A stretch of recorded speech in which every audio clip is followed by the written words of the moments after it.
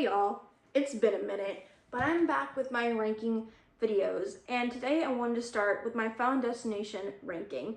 Now, I started watching this franchise in January. It is May of recording this, so this is 5 months. These are all fresh. I watched a few more a couple of times before this video, so keep that in mind. So to start off my ranking at number 6, to no one's surprise, is Final Destination 4. There's so many things wrong with this movie. First of all, Tony Todd is not in this one. It has the weakest characters, the worst acting, the worst opening scene, and on top of all of that together, you get the worst opening scene of the franchise mixed with terrible CGI. There's CGI throughout this entire movie that is terrible bad. And the ending of this movie also is one of the worst of the franchise. I did not care for it. It was just a little bit too much. So there's just a lot going on that went wrong with this movie. It also really doesn't really connect to the other movies. So it's just an awful movie, terrible. I have yet to see any movie worse in the franchise than the Final Destination or Final Destination 4, whatever you call it.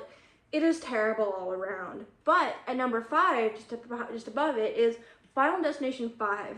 First of all, there is CGI in this, but it is a lot better. And they use it a lot more effectively. Like only scenes like piercing through, I remember, that actually did work.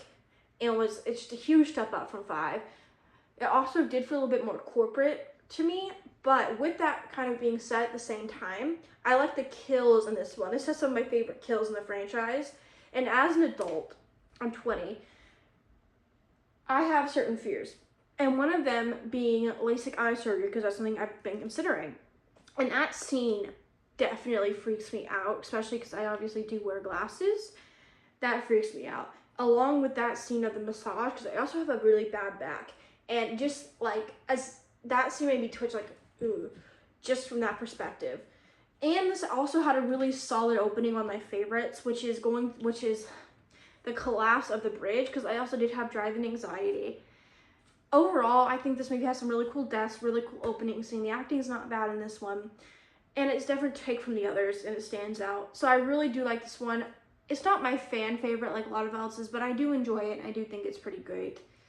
And just above that, I have Final Destination Bloodlines, or Final Destination 6. This is the newest of the movies so far, and I enjoyed this one a lot. We have Tony Todd's exit, which is, not only does it explain his character and his connection to everything, which makes the other movies better, it also is a sweet ending because he was at the end of his life and he recorded this and that was known. So not only did they have a really good exit from the franchise to him, but it's also a really sweet, emotional scene if you're a fan of Tony Todd. And it's very touching. So as a fan of him, I thought that was really sweet and just the touch needed. I also really like the character and the family dynamic in this one as well. I like the family this time, so you care more about the connection. And I feel like this movie also does connect with the others.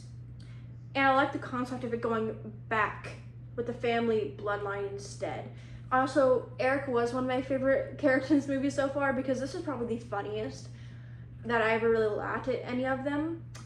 And especially when in the line, there was one scene where they find out that he wasn't by blood him. And I just love his response to that whole scene. I just found that extremely funny. I just really had a good time, really good theater experience. My theater usually isn't full, but the theater was pretty full when I got to see this where I live. So overall, it has a lot of good things. It also has a really good opening sequence, and I can see this be a lot of people's favorites, probably top 10 of 2025 so far. And just above that, I have Final Destination 1, the original. Now, this is the original for a reason. It opened up one of the best horror franchise, most consistent horror franchises with only one bad movie in the franchise. Tony Todd is iconic in this role when he first appeared in the franchise. And this was supposed to be an X-Files episode, but I am so glad they made it into a movie. And they took such real fear with the plane exploding, and they used practical effects. There really wasn't any CGI at this time. It's a really solid, really good movie, but it did lack a few other things that the movies brought forward. And that is why, above that, I have Final Destination 2. I first off want to say I am a fan of AJ Cook. I really like her, especially in Criminal Minds. So I like her performance more. I know it's not the great, not the best final girl, but I really enjoyed her performance as just being a fan of AJ Cook. I also really liked the opening scene. It's probably the best in the franchise of this one, with the logs falling. I think is a real fear that caused a lot of people still today. And again, I've had driving anxiety, and so I really enjoyed this one. I really like it, and I also like how it expands the lore a little bit of what you can do for death, and just how the rules are a bit more different. They just expand the concept more in this one, and they answer a way to survive death. And that is to kill someone, which they have not done in this franchise, but they might will in the future, maybe in 7 or 8 if they do another one. Or die then come back to life. And that is what this character did. And I really like they introduced that concept. And the fact that she survived. Now I really wish she came back and sick, but she did not. But I really like this one for a lot of reasons. And I thought it was going to be my favorite. But then I saw my number 1 in this video, Final Destination 3. First off, this feels like the quickest Final Destination movie that you keep to entertain. It has the perfect length time for me personally. Even though the ending scene, I do think if they ended it the scene before last would have been better. But regardless, the ending's fine with how they end the characters. I really like just how things go with this one.